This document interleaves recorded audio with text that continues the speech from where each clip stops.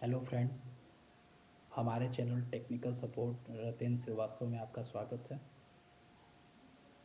आशा करते हैं कि आप अपने घरों में सुरक्षित होंगे और सरकार के गाइडलाइन का पालन कर रहे होंगे।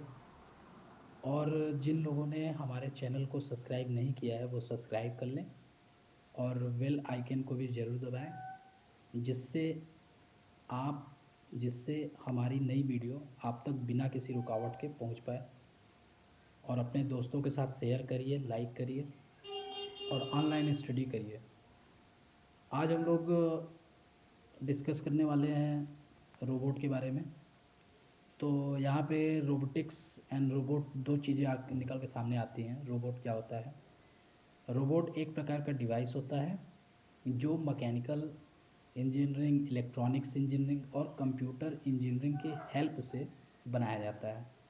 और कुछ रोबोट हमारे ऑटोमेटिकली होते हैं, कुछ हमारे रोबोट रिमोटेड कंट्रोल होते हैं।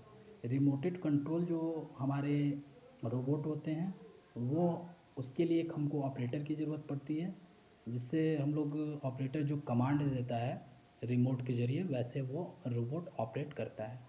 रोबोटिक्स क्या होता है? रोबोटिक्स हमारा robot technology and robot application के बारे में जो हम लोग स्टडी करते हैं उसको हम लोग रोबोटिक्स बोलते हैं। अब रोबोटिक्स यहाँ पे इंट्रोडक्शन ऑफ रोबोट आया है। तो इंट्रोडक्शन ऑफ रोबोट में हम लोग का क्या है कि मैकेनिकल इंजीनियरिंग, इलेक्ट्रॉनिक्स इंजीनियरिंग और कंप्यूटर इंजीनियरिंग, ये तीनों का कॉम्बिनेशन, हमने आपको बताया, तीनों की मदद से हम लोग एक रोबोट का निर्माण करते हैं। ठीक। अब रोबोट में जो हमारे मैकेनिकल इंजीनियरिंग है इसमें कौन कौन से पार्ट्स निकल के सामने आते हैं, और उसके बाद इलेक्ट्रॉनिक्स इंजीनियरिंग है इसमें कौन कौन से पार्ट्स निकल के सामने आते हैं, और जो हमारा कंप्यूटर इंजीनियरिंग है इसमें कौन कौन से पार्ट्स निकल के सामने आते हैं, उसको देखेंगे। रोबोट आर्म्स जैसे हमारे मानव का हाथ होता है वैसे हमारा रोबोट आर्म्स होता है। और रोबोट आर्म्स का बिहेवियर भी हमारे मानव के हाथ के इक्वल होता है, उसी के बराबर होता है। मैनिपुलेटर क्या होता है? मैनिपुलेटर हमारा फिक्स बेस से इंड इफेक्टर तक के पूरे बॉडी पार्ट्स को हम लोग क्या बोलते हैं? मैनिपुलेटर बोलते हैं। मैनिपुलेटर के अंदर अंतर्गत हमारा लिंक आता है, और वो लिंक आता है, ज्वाइंट आता है। ठीक है। इंड इफेक्टर क्या होता है? इंड इफेक्टर जैसे हमारे हाथ के आगे हथेली लगा हुआ है तो उसको हम लोग उसी तरह से हम लोग रोबोट में हमारे क्या लगे होते हैं? रोबोट आर्म्स के आगे इंड इफेक्टर लगे होते हैं। इंड इफेक्टर का काम क्या होता है? किसी भी चीज़ को ग्रिपिंग करना, किसी भी चीज़ को होल्ड करना, सपोर्ट देना। और इंड इफेक्टर में हमारे टूल्स भी लगे होते हैं, drilling, boring, grinding, cutting, spot welding, spray painting, ये सब इंड इफेक्टर में लगे होते हैं। अब इलेक्ट्रॉनिक्स इंजीनियरिंग की बात करें तो इलेक्ट्रॉनिक्स इंजीनियरिंग में कौन कौन से पार्ट्स इससे निकल के सामने आते हैं? तो वो है हमारा सेंसर। सेंसर का काम हमारा होता है किसी भी चीज़ को सेंस करना, जैसे कि हमारा हो गया वेट, हो गया लाइट, हो गया टेम्परेचर, हो गया तमाम प्रकार के चीज़ों को सेंस करना। तो जो सेंस का काम करता है उसको हम लोग सेंसर बोलते हैं, और रोबोटिक्स में ये लगे होते हैं, रोबोट में हमारे ये लगे होते हैं। ट्रांसड्यूसर की अगर हम लोग बात करें तो ट्रांसड्यूसर एक प्रकार की डिवाइस होता है जो किसी भी ऊर्जा को किसी जो एक प्रकार की ऊर्जा को दूसरे प्रकार की ऊर्जा में परिवर्तित करता है, बदलता है, उसको हम लोग ट्रांसड्यूसर बोलते हैं। कंट्रोल सिस्टम यहाँ पे हमारा किसी भी चीज़ को, मतलब इसमें रोबोटिक्स वाले चीज़ में हम लोग कंट्रोल का काम करते हैं, उसको हम लोग कंट्रोल सिस्टम बोलते हैं। कंट्रोल सिस्टम हमारे दो प्रकार के होते हैं, open loop control system and close loop control system. ठीक है। ओपन लूप कंट्रोल सिस्टम में फीडबैक नहीं लगा होता है, क्लोज लूप कंट्रोल सिस्टम में फीडबैक लगा होता है। अब कंप्यूटर इंजीनियरिंग की बात करें तो रोबोटिक्स प्रोग्राम लैंग्वेज यहाँ पे निकल के सामने आता है। तो क्या होता है रोबोटिक्स प्रोग्राम लैंग्वेज? विभिन्न प्रकार के रोबोटिक्स प्रोग्राम भाषा का प्रयोग किया जाता है किसी भी रोबोट में, जो कंप्यूटर तथा उपयुक्त सॉफ्टवेयर की सहायता से प्रयोग किया जाता है। अगर हम लोग प्रोग्रामिंग लैंग्वेज की बात करें तो पॉइंट टू पॉइंट लैंग्वेज एक प्रकार का प्रोग्रामिंग लैंग्वेज होता है जो एक प्रकार के कंप्यूटर में लगा होता है। उसी तरह तमाम आपके प्रोग्रामिंग लैंग्वेज होते हैं। अब हिस्ट्री ऑफ रोबोट की बात करें तो इसमें देखिए 5 तरह के जनरेशन दिए हुए हैं किसी भी रोबोट के। तो फर्स्ट जनरेशन ऑफ रोबोट की हम लोग बात करें तो वो फर्स्ट जनरेशन ऑफ रोबोट में हमारा ओपन लूप कंट्रोल सिस्टम पे ये आधारित था, फर्स्ट लूप कंट्रोल सिस्टम। उसके बाद इस जनरेशन में सामान्य दोहराए जाने वाले कार्य किया जाता था इस जनरेशन के रोबोट से, जैसे स्प्रे पेंटिंग, जैसे स्पॉट बिल्डिंग, ये सब जो काम होते थे वो हमारा फर्स्ट जनरेशन ऑफ रोबोट से होते थे। सेकेंड जनरेशन ऑफ रोबोट की हम लोग बात करें तो इसमें क्लोज लूप कंट्रोल सिस्टम का प्रयोग किया जाता था और इसमें इसमें स्थिति तथा वेग को नियंत्रण स्थिति तथा वेग को नियंत्रण करता था ये सेकेंड जनरेशन ऑफ रोबोट। इसमें उपयुक्त सेंसर लगा होता था और क्लोज लूप सिस्टम पे आधारित था सेकेंड जनरेशन का रोबोट। और इसमें पोजीशन और मोशन को नियंत्रण करता था। थर्ड जनरेशन ऑफ रोबोट, जब हमारा थर्ड जनरेशन ऑफ रोबोट आया तो जब थर्ड जनरेशन आया तो उसके इस जनरेशन के रोबोट का हम लोग यूज़ इंडस्ट्रीज़ वगैरह में करने लगे थे और इसमें एडवांस सेंसर लगे होते थे। तो थर्ड जनरेशन ऑफ रोबोट में हम लोग इंडस्ट्रीज़ में, वर्कशॉप में इस जनरेशन के रोबोट का इस्तेमाल करने लगे थे और मैंने आपको बताया कि इसमें एडवांस सेंसर लगा होता था।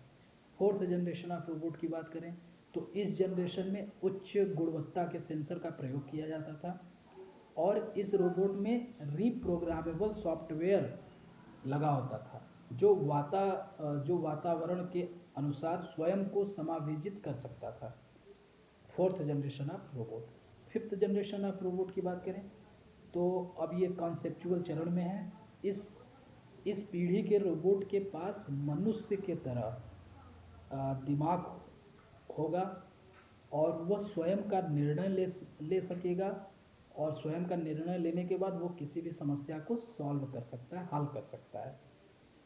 फिफ्थ जनरेशन ऑफ रोबोट हमारे हिसाब से सऊदी अरब में आ भी चुका है। इसका नाम है सोफिया। सोफिया जहाँ वहाँ सऊदीया की गवर्नमेंट ने इसको अपनी नागरिकता देने का वो विचार भी बनाया है। Fifth generation of robot. तो अब हम लोग आते हैं जैसे थ्री लॉ ऑफ रोबोट। अब ये थ्री लॉ ऑफ रोबोट कौन कौन से हैं? हम कोई भी रोबोट को अगर बनाएंगे उसको बनाएंगे तो ये तीनों जो हमारे नियम हैं उसको हम लोग ध्यान में रख के कि कोई भी रोबोट का आविष्कार करेंगे, उसका निर्माण करेंगे। पहला हमारा जो लॉ होता है, पहला नियम होता है कि जो भी आप रोबोट बना रहे हैं वो किसी भी मानव को कोई भी क्षति ना पहुंचाए, किसी भी मानव को कोई भी क्षति नहीं पहुंचा सकता है। और सेकेंड नियम की बात करें तो जो आपने रोबोट बनाया है या जो रोबोट हैं वो हमारे मानव के या जो बनाया हुआ है जो ऑपरेटर है उसके बातों को, उसके कमांड को, उसके बातों को फॉलो करे, उसके बातों को माने। दूसरा नियम। तीसरा नियम ये कहता है कि भाई अगर फर्स्ट नियम और सेकेंड नियम, इन दोनों नियम में से अगर कोई एक नियम भी अगर रोबोट नहीं मानता है तो उस रोबोट को आपको डिस्ट्रॉय करना होगा, वहीं पे उसको ख़त्म कर देना होगा। तो ये हमारा robot of three law of robot थे हमारे, 3 नियम थे रोबोट के। आगे नेक्स्ट रोबोट कंपोनेंट की बात करें तो रोबोट कंपोनेंट में आपको मैंने बताया मैनिपुलेटर। मैनिपुलेटर वही होता है, मेन बॉडी ऑफ रोबोट होता है, like link, joints, other sources element of robot. ठीक है। इंड इफेक्टर मैंने आपको उसी समय बताया, अब भी बता रहा हूँ। ये क्या काम करता है कि ये हमारे रोबोट के आर्म्स, हाथ के आखिरी में एंड में लगा होता है और ये होल्डिंग करने का काम करता है, सपोर्टिंग करने का काम करता है। इसमें हमारे टूल्स भी लगे होते हैं जैसे drilling tool, cutting, boring, shaping, spray painting, spot building, इस तरह के टूल लगे होते हैं इन डिफेक्टर में। अब हमारा एक्चुएटर क्या होता है? एक्चुएटर हमारा गति प्रदान करता है, मोशन प्रदान करता है एक्चुएटर। एक्चुएटर के टाइप्स भी बहुत हैं। ठीक है। तो अब सेंसर का काम हमने आपको बताया कि सेंसर किसी भी चीज़ को सेंस करता है, चाहे वो लाइट हो, चाहे वो वेव हो, चाहे वो टेम्परेचर हो, चाहे वो वेट हो, तो ये सेंसर लगा होता है। अब अब हम लोग आते हैं, देखिए यहाँ फिगर डायग्राम के माध्यम से हमने आपको समझाने का प्रयास किया हुआ है। यहाँ पे रोल दिख रहा है आपको, रोल जो होता है वो 360 रोटेट करता है, ठीक। अब ये हमारा क्या है, ये हमारा इंड इफेक्टर है, और ये या अगर आप या देखें तो ये अप एंड डाउन मोशन प्रदान कर रहा है। और पिच क्या है हमारा, पिच क्या है, लेफ्ट टू राइट मोशन प्रदान कर रहा है, ठीक। रोल हो गया, या हो गया, पिच हो गया। अब नेक्स्ट जाते हैं हम लोग। तो कंट्रोलर, कंट्रोलर का काम करता है, कंट्रोलर का काम है किसी भी चीज़ को कंट्रोल करना। किसी ऐसा है कोई डिवाइस जो हमारा कंट्रोल कर सके, किसको, हमारे सिस्टम को, हमारे रोबोट को। तो हमारे जो कंट्रोल सिस्टम कितने होते हैं, दो होते हैं, open loop control system and close loop control system. अब प्रोसेसर की बात करें, इसका इसका काम ये मतलब इसका कंप्यूटर का दिमाग भी कहा जाता है, मतलब प्रोसेसर को हम लोग कंप्यूटर का दिमाग भी बोलते हैं। ये डिवाइस सॉफ्टवेयर एंड हार्डवेयर में एक तरह का लिंक या समन्वय रखता है, वो हमारा प्रोसेसर कहलाता है। प्रोसेसर, अगर हम लोग इसका एग्जाम्पल की बात करें तो प्रोसेसर के एग्जाम्पल की बात है तो ये सीपीयू एक तरह का हमारा प्रोसेसर। अब नेक्स्ट आता है हमारा सॉफ्टवेयर। सॉफ्टवेयर सॉफ्टवेयर की बात करें तो बहुत सारे प्रोग्राम को मतलब प्रोग्राम से ये बनाया जाता है, और एक कंप्यूटर के विशिष्ट कार्य मतलब जैसे टास्क को करने के लिए बनाया जाता है। हम अपने कंप्यूटर में जितने भी टास्क करते हैं वो सभी सॉफ्टवेयर के माध्यम से ही कर पाते हैं, सॉफ्टवेयर के माध्यम से ही उत्पन्न होते हैं। सॉफ्टवेयर के माध्यम से हम लोग किसी भी टास्क को परफॉर्म करते हैं, किसी भी टास्क को अंजाम देते हैं। तो थैंक यू वीडियो देखने के लिए। आप लोग इसको लाइक करिए, शेयर करिए अपने फ्रेंड के साथ, और कमेंट सेक्शन में ज़रूर बताइए कैसा वीडियो हमारा लगा, और हम आगे और अच्छा वीडियो बनाएंगे। Thank you.